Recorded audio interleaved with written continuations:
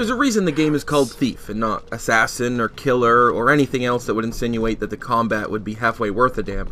And from the onset of the game, the first cutscene, you're presented with a clear directive of what to do with enemies during your heists. Don't kill them. Playing as Master Thief Garrett during what should be a typical job, you're accompanied by the talented upstart Aaron, a youngster of reputable skill.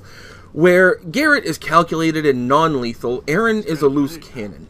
Aaron has no regard for safety, including her own. She steals without remorse, and it's clear after only a few seconds that Aaron's only real goal is to be compared to Garrett himself. Of course, with envy comes jealousy, and that jealousy makes Aaron careless. That jealousy gets Aaron killed. Suddenly, a year after that, you return to the city with no memory of what's happened since the night when the attempted theft went sour. Old friends are happy to see you, but most people aren't doing so well. You're alive, of course, but the gloom is wiping out people by the hundreds. A plague-like disease, the gloom appeared shortly after you disappeared and has ravaged the population. The poor are the ones who suffer the most, of course, but nobility isn't immune, making the gloom a far more dangerous adversary than Garrett himself. As you attempt to piece together the period of time you were away, a hole in your razor-sharp memory, you're forced to take a stable of thievery missions that range from petty burglary to well-planned and expertly executed heists. Some of these are used to build your bank account for upgrades, while others are used to advance the plot and fill another piece of the jigsaw puzzle. The city is a living, breathing organism itself. Even when you notice the deficiencies of the game, seeing how the city reacts to Garrett is quite impressive. Guards, the very bastards you have to dispatch, even when you're not in the act of thievery, will have conversations that often offer clues to Garrett. Random conversations are struck from behind closed windows that will direct him to hidden riches, but many take grim tones, a constant reminder of the dismay that hangs over the city like a festering cloud. A strange thing happens, though, for those who play Thief with no expectations of dazzling combat or swashbuckling heroes. You'll start to like it. The city itself acts as a hub of sorts, with missions all branching off from within. If you're not actively engaging in a mission, you're free to traverse as you see fit. Guards stick to the streets, so your best option is to scale the walls and look down from on high. Running from rooftop to rooftop is easier in some places, more than in others, with paths sometimes laid out perfectly for efficient travel. For those places where the path isn't exactly simple, your arrows are your friends. See, your arrows aren't necessarily your weapons. In fact, your arrows are more of a tool than actual weapons. Rope arrows, for instance, when fired into overtly marked beams, will drop a climbable rope that allows Garrett to access new areas. It also grants access to hidden areas or presents new paths during missions, most often to prevent combat. Choke arrows will disable birds or dogs that will always alert any nearby guards to your presence.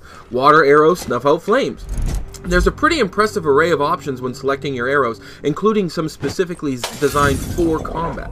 It's those that you'll find yourself saving, using them from the shadows to dispatch one last guard who happens to be patrolling an area you're trying to move through. Character progression of the game is focused on Garrett's skills and the tools he uses. Focus upgrades help hone Garrett's thieving skills, like making him more dexterous or enhancing his ability to detect noises. Most are very well balanced and grant significant benefit, but don't offer anything unrealistic. Others, namely intuition and stealth, offer a semi-supernatural feel to them while still residing in the realm of believable. Garrett's tools are plentiful, as expected. How would you suggest stealing a priceless painting after all? The razor is perfect for it. Garrett isn't some uncivilized barbarian after all. Besides, people pay more for undamaged wares. Wire cutters help disarm traps, and the wrench acts similar to the rope arrows, only for the ground. Loosening bolts will uncover secret areas or open additional pathways throughout the city. Finally, Garrett's collection of trinkets actually do offer benefits that aren't easily explained. The lucky coin increases your focus, for instance, the essence behind your, quote, thief vision, an ability to see and hear specific things in the environment. The moss quiver, another trinket, turns a particular pair of arrows into noiseless killing options. These are two of the least powerful trinkets available, which means they're also the least expensive. While all these options exist to help players along in order to make later confrontations easier to handle, Thief isn't without its flaws. There are hiccups within the audio that sometimes cause unexpected noises to be heard, blips and bloops. They sound distorted and clearly not part of the game itself. Other times, the character's lip movements are grossly delayed compared to the audio being recorded, causing players to focus on nothing else during these moments and distracting them from an otherwise beautiful game. One particular error in the game cost me about 3 hours of gameplay. While the game often leaves 3 or more paths for players to take in order to accomplish a task, in one particular instance, you're greeted with only one way out. Only one! And it's this moment when the ropes I needed to climb out of the hole I was in refused to appear, which just so happens to be the end of that particular level. Locomotion is generally handled well too, as mentioned with the rooftop pathways being fairly clear of debris. Unfortunately, unless you're extremely careful when on the rooftops, Garrett will easily fall without warning into the midst of patrolling guards, causing you to do one of two things: run or reload your last save. It was such a common occurrence that run or reload will become somewhat of a mantra for anybody who gets deep into the game. The most masterful thing that Thief does is by living up to its name. Garrett is indeed a thief of renown, but you're not.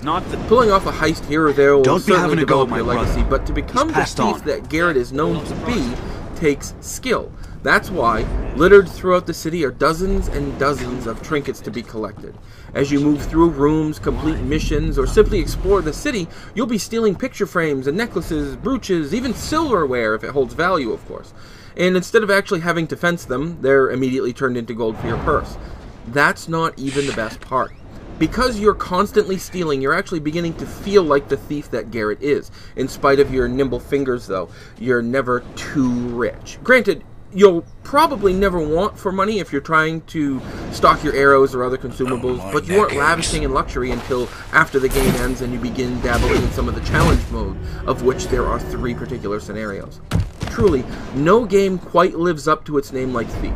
If your scenario degrades to the point where you're battling hand-to-hand with more than one guard, you're probably going to lose, unless you run or reload, that is. However, if you're calculated, take your time, study your surroundings, and move cautiously, you'll get to enjoy a true stealth game that allows you to finish it without killing a single person.